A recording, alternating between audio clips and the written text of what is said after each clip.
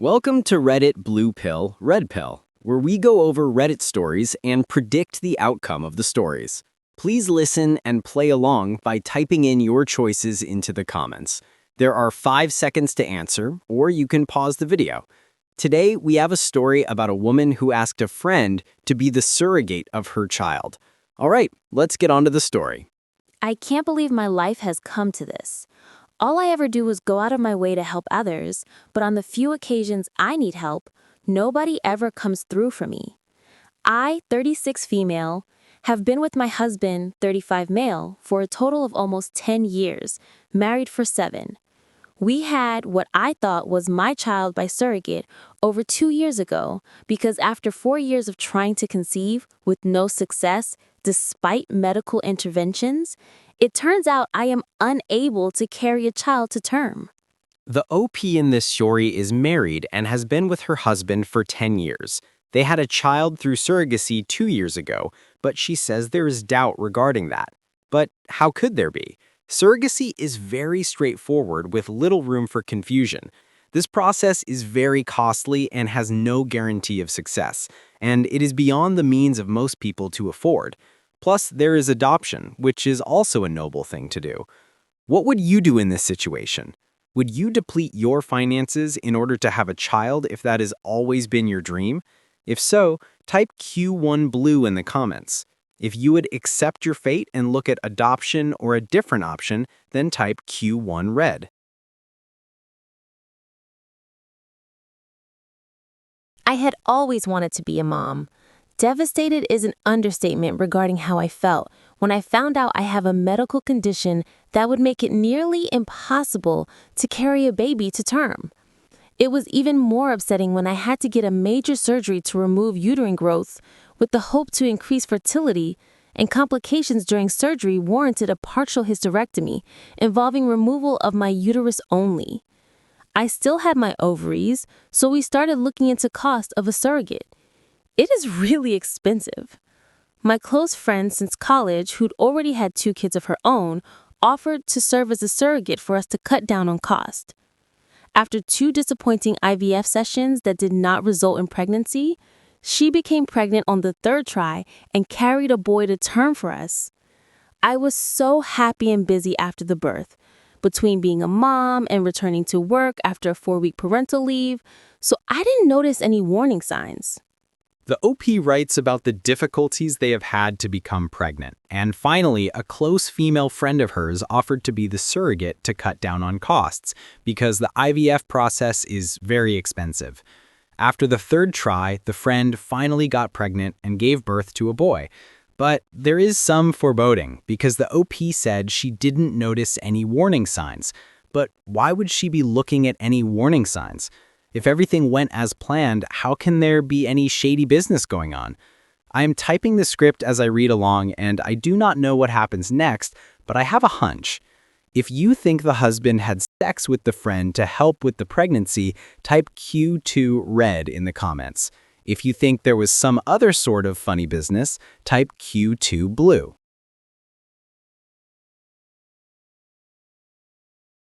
I should have noticed the red flags and warning signs early on, but did not because I was so exhausted from working so much at my stressful job and 2 part-time jobs to cover most of the bills and anticipated medical and legal costs associated with this friend becoming our surrogate. I was a primary breadwinner. My friend and my husband started talking more, and I would sometimes come home from my weekend job to find her already hanging out at our house when my husband was there. I chalked it up as innocuous, and it's good for her to know my husband better since she was in the process of hopefully carrying our child for us. I was grateful to have someone helping us have a child. I also thought it weird that our son has brown eyes when both of us have blue.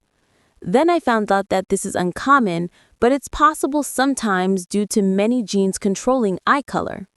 The OP is strongly hinting that something is going on between her friend and her husband.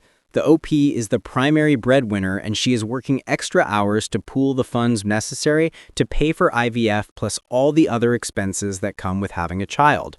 She would come home to see her friend in the house with her husband.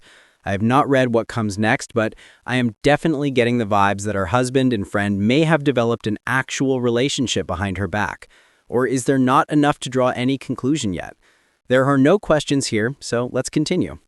Recently, it all came to a head when I took our son to a doctor's appointment and they did a metabolic panel and blood tests which showed that he had a blood type that is not biologically possible to have with me as his mother. He's B+, I'm A+, husband is O+, positive. Immediately, I started worrying it was the fertility clinic's fault and that they'd messed up and implanted a wrong embryo. I started lining up lawyer consultations to possibly sue the clinic and looked into having a DNA parentage test done. The test results showed that I'm not the mother, but my husband still is. I was heartbroken and angrier than ever, talked to lawyers about medical malpractice in the fertility clinic we used. Then my husband confessed that he'd slept with my friend, our surrogate, on a few occasions during our struggle to get her to get pregnant with our embryos. This means what I thought was our son conceived by IVF and carried with a surrogate isn't even my son and was in fact conceived the old-fashioned way, which I can't ever do. Livid and absolutely broken at the same time doesn't even begin to describe how I feel. I have been breaking down into crying spells over and over again about this. He claims he didn't ever think pregnancy could result because he pulled out, and he had always assumed that he was the reason for our earlier struggles to conceive both before my hysterectomy and during the IVF insemination process with this friend. Okay, who called it? The husband was in fact sleeping with the friend during the time they were trying to conceive via IVF. But the surprising thing is that I had assumed that the husband would justify it by saying it was just so that they would have a better shot at conceiving and then keeping the baby. As I said, IVF treatments are very expensive and have no guarantees, so I thought that the husband may have wanted to increase their odds of conceiving by also doing it the old-fashioned way. But no, the husband is just a cheater and he just did it with the friend just for fun. He actually said that since he pulled out, he thought he wouldn't get the friend pregnant. Wow, the gall on this guy. They didn't even use protection. They were actively trying not to get pregnant that way, but it happened nonetheless. Now the child is biologically her husband's and friend's, with the OP being completely left out. But what do you think the OP will do? Will she abandon everything and leave, or will she just accept things since she is still the legal mother and she has grown attached to the child? If you think the OP should leave both her and the child, type Q3 red in the comments. If you think the OP should stay and work on the relationship, type Q3 blue.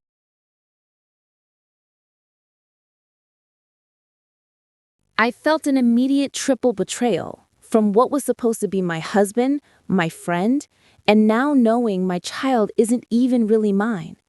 I had such white-hot rage and delirium, I immediately left home and stayed at a hotel for almost a week before asking my parents to let me stay at home for a while. I admit I left our son with him. I am now filing divorce because he cheated and betrayed me in the worst possible way. I have also cut off my friendship with my friend, the surrogate, and feel afraid to trust anyone else. I have seen a divorce lawyer to see about giving up my legal rights to this kid so I don't have to face such betrayal or owe child support. The OP has gone nuclear and completely abandoned the relationship with her husband, her friend, and also her child. On the one hand, who could judge her? She has been betrayed in the worst possible way. But on the other hand, the child has nothing to do with all this drama. It didn't ask to be brought into this world in this way, and now its life is in jeopardy. The friend didn't want to keep the child anyway, and she already has two of her own. I assume she is single, or else the magnitudes of betrayal in this story is greater than we thought. She would not want to keep the child, plus the OP is the legal parent. The OP is basically abandoning a child that she is legally responsible for. And although her fury is justified, she still has a legal and moral duty to the child, no?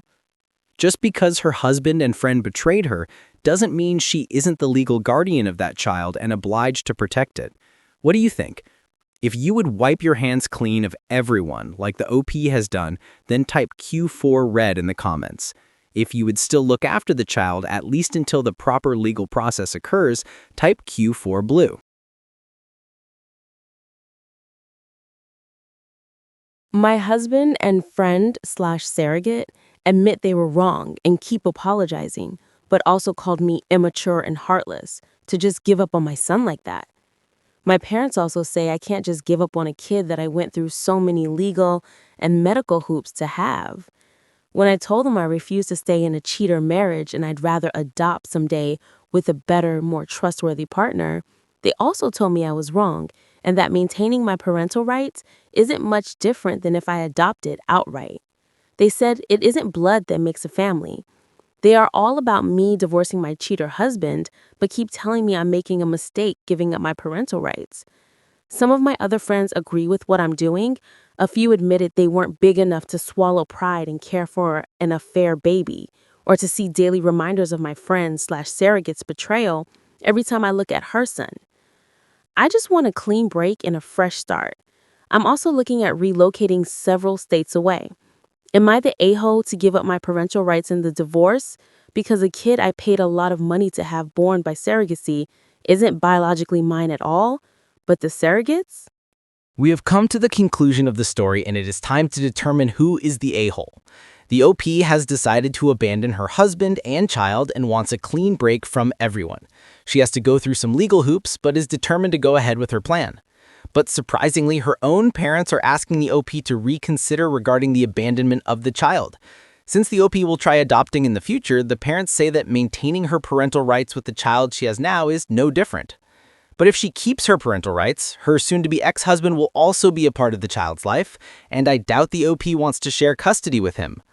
What do you ultimately think? Is the OP the a-hole for abandoning a baby she worked so hard to have and who is innocent in all this mess? If so, then type Q5 red in the comments. If you think the OP is not the a-hole for abandoning this child and starting fresh, then type Q5 blue.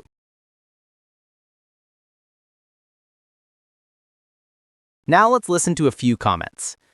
He cheated. It's not yours. I will absolutely tell you what I tell men posting this. It would be wonderful if you love the kid enough to stay, but if you're in shock and damaged too much to do so, you aren't the a-hole for walking away, not the a-hole. And I'm glad to see most of the replies so far agree. I hope we keep this energy up for anyone put in this spot from now on. Not the a-hole. Did you form a contract for the surrogacy? Because you can sue them for scam. Also, for emotional damage, I think your parents aren't thinking about you and your well-being.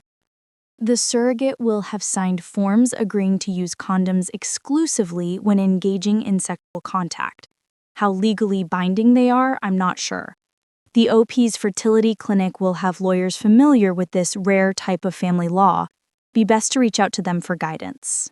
Not the a-hole. One of the things that gets me is that you were working extra jobs to pay for the surrogacy, which I am assuming included her medical bills, and financially supporting her. I would speak to a solicitor about suing her for your money back.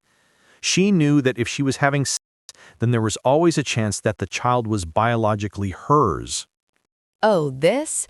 She likely signed a lot of legal forms about this stuff, including one about having sex with anyone while undergoing fertility treatments.